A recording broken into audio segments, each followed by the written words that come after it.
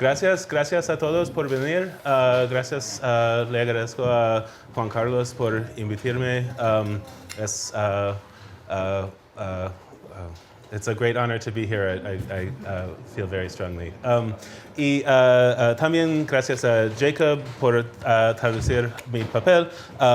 Creo que esta versión es un poquito diferente que lo que voy a presentar, pero no mucho.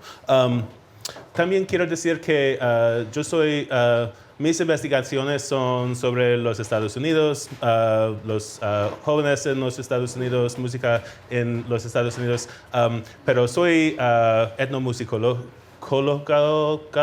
no sé,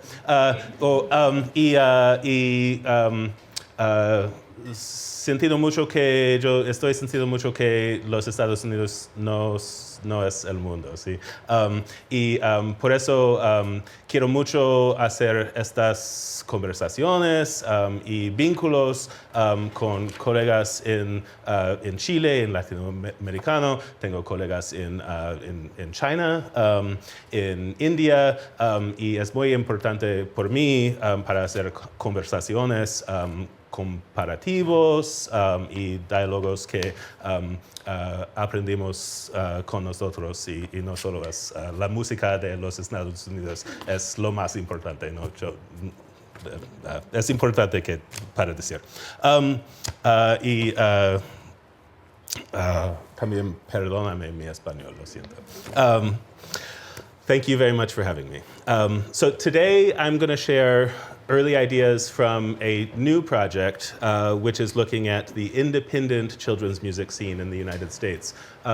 My first book was an ethnographic work about children in schools and how they used music and popular music, and especially technology in their daily lives as part of their social relationships. I was very interested in how music was an important part of forming social capital, connections between children, and maybe especially solidarity between children in the context of a school, which is a governmental bureaucracy that's very structured and ideological and internally even politicized, especially around the binary relationship of adults as teachers and sort of children as schools sort of produce children as a class. And so I was interested in how popular music fits into that, especially because schools are sites where language and expression are very important to the basic foundation of school. And so sort of music, popular music in particular, I found children sort of used as a linguistic and expressive resource that maybe had sort of a similar level of kind of power or weight in kind of contrast to the language ideologies that their teachers had. In my second book, I looked at the music industry for children in the 2000s. This was a period when popular music for children was expanding very rapidly, and many very large multinational companies, like especially Nickelodeon and Viacom, were putting a lot of resources into creating popular music for children, and popular music that looked as much as possible like popular music that was on the radio or on MTV, which was really a very new, not completely new, but new in its scale or size sort of moment. And so in that book, I was interested in how the culture industries sort of took account of children as a demographic that was kind of newly powerful in music and media. So this is, I think of as a third project, but that builds on those, which is about independent children's music. So not the multinational companies that are making commercial popular music for children, but the sort of small scale, local and regional producers of music for children, which I think has a very interesting and largely invisible history in the United States. In the early 2000s, the independent children's music scene really came together around this term kindie. This is a portmanteau of kid and indie, and the term really highlights those key features. One, so kid, meaning audiences who were seen as too young for popular music, and independent rather than corporate major label or excessively commercial. And then there's another important sense of indie, especially in the United States, which is something of a genre category where a particular relationship to rock music in particular, often young urban men making a certain type of music, and that genre sense is also relevant to kindie here. So very briefly, the story goes that in the late 1990s, the New York artists Laurie Berkner, Dan Zanes, and David Weinstone all independently started making music for kids, like I said, in New York City.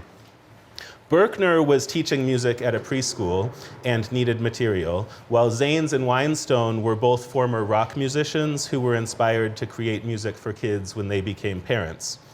A local music scene in New York City developed quickly, with fans circulating recordings and following artists from show to show. At the same time, the internet was providing new opportunities for exposure, and sites like Amazon were making it easier for independent artists to distribute their recordings nationally without having to sign with labels, which Laurie Berkner describes to me as a key development. All three artists got a lot of attention, first from the local New York City press and then nationally. In particular, the question of what counts as good music for people in this scene is often explicitly measured in terms of adult reception. And I think I will say the good music is the sort of overriding dominant question. What does it mean to make good music for kids? Because the presumption is that music for kids is always already bad music. The bad music for kids is often characterized as patronizing. So don't talk down to kids is a common phrase artists use to describe their own work. And it's a common piece of advice that DJs and journalists give artists when explaining what sort of recordings they're likely to play on air or to review in print. Don't talk down to kids includes a general disposition against didacticism. Mindy Thomas, who was the host of a radio show, says, quote, "We stay away from the songs that are teachable, like the educational songs or the songs that tell kids what to do or teach them a lesson." So that idea of kind of teaching is a key, that's a sense of like, I'm the teacher, you're the learner, I'm talking down to you. As a rule, songs about brushing your teeth or songs about the alphabet are frowned upon, but importantly, that's impossible to really stick to, partly because schools are a key source of income for many artists. And if I have time, I'll talk about that a bit. So the way that the sort of kindie musicians talked about aesthetics was mostly in those terms, right? Good music and bad music, and ultimately defining that in terms of music that adults like is what counts as good music. But what I want to do today is shift a little bit and think about, in my conversations with these musicians, what I think are some very interesting sort of openings for actually thinking about kind of aesthetic possibility or potential in making music for kids. I think what I just described, and I work through that a little bit more in other places. But so many of the people I interviewed stress that writing for kids involves thinking carefully about their audience, and they mark that as a difference from writing adult music, where self-expression is the driving motivation. And I think that's the thing I want to focus on here, and I think that's a contrast with what I just pointed to, which is that everyone says, really what we care about is the parents. When you really dig in and ask people what it's like to write music for kids, they often do start to have, I think, interesting things to say about actually writing for people who are different from me, rather than people who I assume to be the same as me, actually has been an interesting artistic problem, which isn't included in the sort of what do parents want framing. So I'm trying to tease that out. And then another thing I'm interested in pulling out here is that on first glance, children's music would seem to demand restrictions on the topics and approaches available to writers. So sex, drugs, nightlife, politics are generally off limits. I think the assumption would be if you're writing music for children, it's going to be more limited. There's less things you can do. But in these conversations, there's another sense in which children's music actually might provide more freedom or a broader range of topics and approaches. And one of the things that these artists kind of suggest is that when they started making music for children, they sort of realized that the music they were making was very confined, and making music for children really opened up a lot of space.